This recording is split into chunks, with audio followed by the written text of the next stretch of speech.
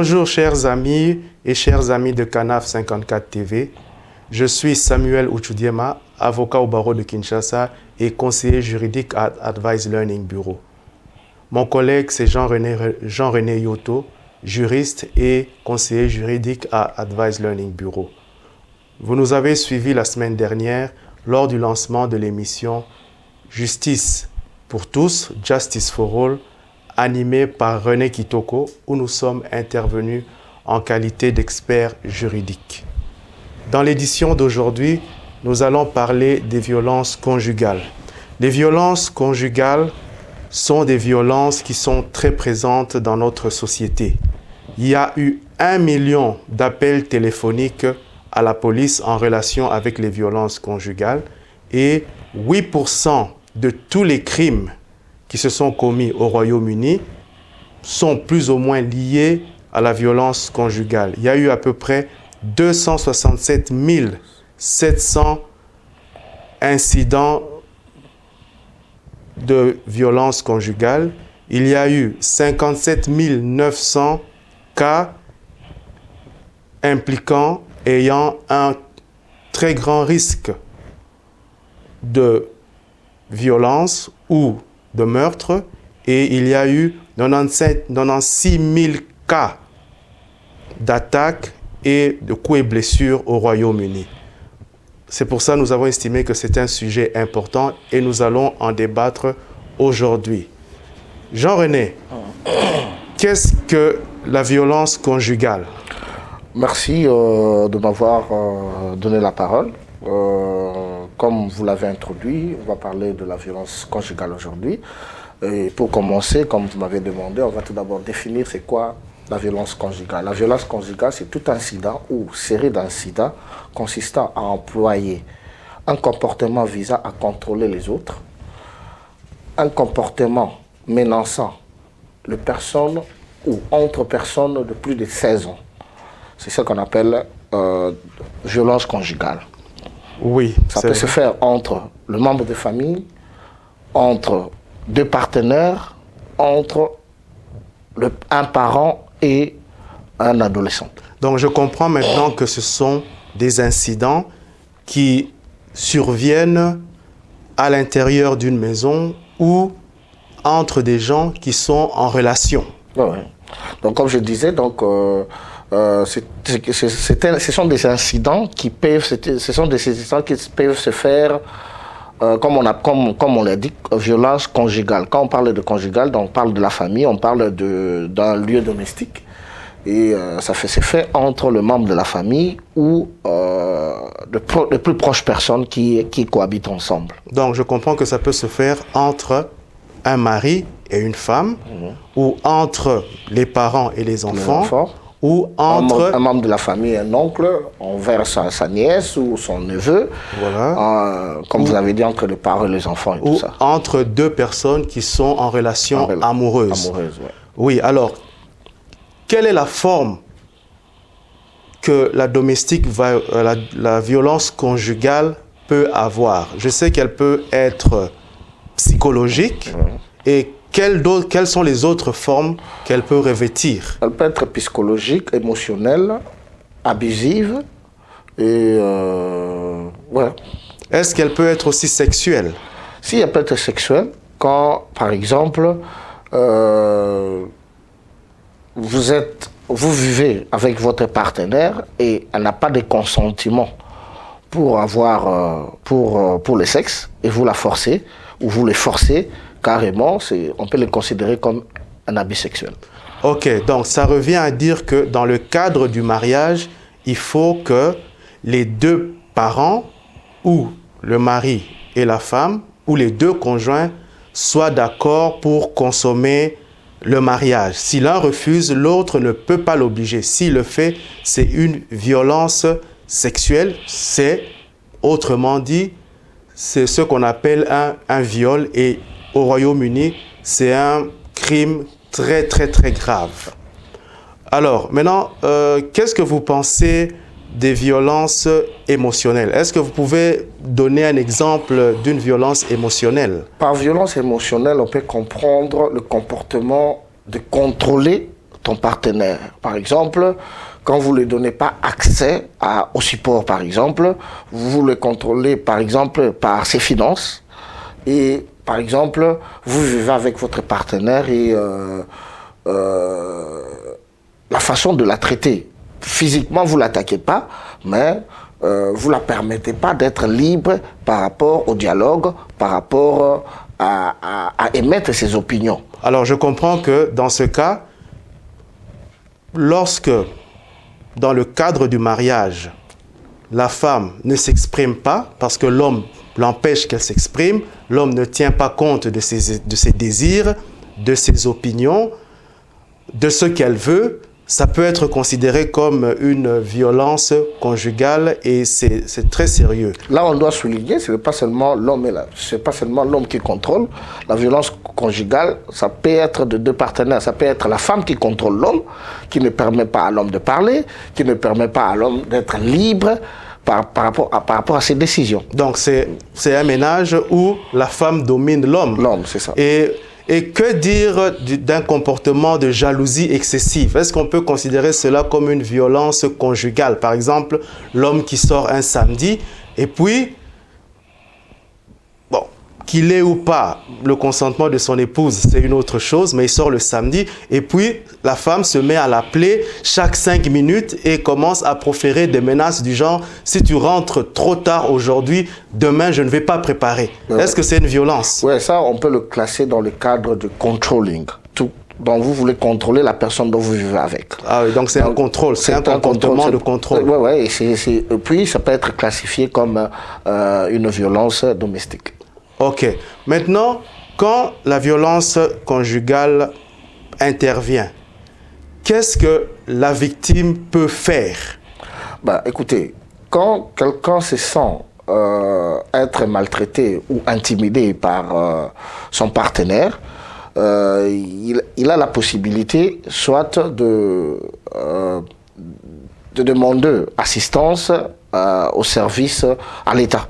À l'État de ce pays dont il vit. Ok, donc je comprends que la première chose qu'elle peut faire, c'est appeler les autorités, appeler la police. Bon, mais est-ce qu'il n'y a que la police qui peut intervenir? Parce que je me dis que ce n'est pas tous les cas qui nécessitent l'implication de la police. Est-ce que la femme peut faire appel au service du council, au service de la commune? Ouais, chaque commune a un service qui s'occupe de ce genre de trucs dans social issue. Hein. Chaque commune a un département comme ça qui s'occupe de ça. Si vous pensez que non, vous ne voulez pas aller trop loin, parce que déjà, en appelant la police, si jamais il y a eu des incidents ou des coups, de blessures, il y a eu la bagarre, ça peut impliquer ce qu'on appelle, ça peut changer de private law ou civil law to public law, ce qu'on appelait la fois passée. À ce moment-là, il y aura, si la police vient et établit qu'il y a eu crime, à ce moment-là, il y aura des conséquences sur la personne, sur l'auteur, sur le partenaire. Et cela aussi aura des conséquences sur les enfants ou la vie du ménage. Donc, on peut dire que la police ne doit pas être la première porte, mais elle peut être la première porte si c'est un incident grave. Mais si ce n'est pas un incident grave, on peut recourir au service de la commune qui vont s'impliquer et essayer de conseiller la victime et le coupable. Dans le cas, par exemple, par exemple, des jalousies, comme vous avez donné l'exemple ici, donc on peut aussi demander l'assistance de la famille. Donc, je vis avec mon partenaire, je la trouve un peu exagérée elle vous contrôle à tout moment, elle est très jalouse. Elle ne veut pas que je sois avec mes amis. Elle ne veut pas que vous utilisez votre téléphone quand elle est à côté de vous. À chaque fois que je prends mon téléphone, c'est elle qui veut répondre et tout ça, ce n'est pas bon. Mais ça, on peut discuter déjà au niveau de la famille. Et si ça ne marche pas, c'est alors qu'on pourrait peut-être chercher les services, les autorités de ces pays pour voir si ils peuvent faire quelque chose. Ok, donc la solution que vous proposez, c'est d'abord d'essayer de régler cela en famille. Ben, je crois que cette solution est raisonnable s'il n'y a pas s'il n'y a pas eu un crime sérieux. Mais s'il y a un crime sérieux, bien sûr, il faut informer immédiatement la police. Alors, Jean-René, qu'est-ce que tu penses d'un monsieur ou d'un couple dans lequel celui qui travaille, ça peut être l'homme ou la femme, celui qui travaille ne veut pas financer ou ne veut pas aider son conjoint avec son argent? Voilà. Ça, dans ces cas-là, on va prendre l'exemple, par exemple, des hommes ou des femmes qui font venir, parce qu'on est en Angleterre, voilà, qui font venir leurs partenaires de l'Afrique, par exemple, oui, ou de notre continent. Oui, elle ne travaille pas, elle ne connaît pas l'anglais. La femme ou l'homme est dépendant direct de la personne qui travaille. Qui l'a sponsorisé. Voilà. Et cette personne ne veut pas prendre en charge totalement. Comme la personne, la dépendante qui est arrivée, ou le dépendant qui est arrivé, n'a pas de moyens ou n'a pas de source de financement. Et ça, c'est aussi ce qu'on appelle la domestic violence. Ah oui, parce qu'à ce moment-là, il y a une espèce de dépendance, il y a une espèce de lien entre l'époux qui travaille et l'époux qui ne travaille pas. Et cela peut être utilisé pour faire pression sur l'autre. Et là, c'est un cas de violence conjugale. C'est un cas de violence conjugale. Même par exemple, quand vous sponsorisez quelqu'un et la personne arrive ici, et à tout moment, quand il y a discussion, oh non, je vais te faire rentrer. Oh non, toi, je ne vais pas renouveler tes papiers. Tout ça, ce sont ce qu'on appelle domestique, violence émotionnelle. Vous, émotionnellement, voilà. Quand vous la menacez, vous l'intimidez tout le temps, et peut-être après avoir fait ça, vous partez. Elle reste à la maison, elle commence à penser, elle commence à avoir des problèmes, et ça peut engendrer de graves conséquences, par exemple, de troubles mentaux. Oui, mais dans ce cas de figure, est-ce que le conjoint peut informer le home office? Et si le conjoint informe le home office de cette situation, est-ce que son séjour ne va pas en pâtir? Non, dans ce cadre-là, ça serait mieux si jamais ça vous arrivait que vous êtes dans ces cas-là, ça serait mieux de ce qu'on appelle de demander une assistance dans legal advice. Il faut une assistance juridique pour voir les voies et moyens. Il y a moyen, on peut toujours aider. Nous, là où avec ALB, on peut aider des gens qui sont dans ces cas. Que, par exemple, elle a été sponsorisée par un mari ou par une femme et qu'elle subit tout ce qu'on vient de décrire ici. Oui, une vie invivable en Angleterre. Donc ça veut dire que elle pense que le mari tout le temps la menaçant, non, je ne vais pas renouveler tes papiers ou je vais faire ceci. Elle peut toujours venir nous voir et nous pouvons l'aider.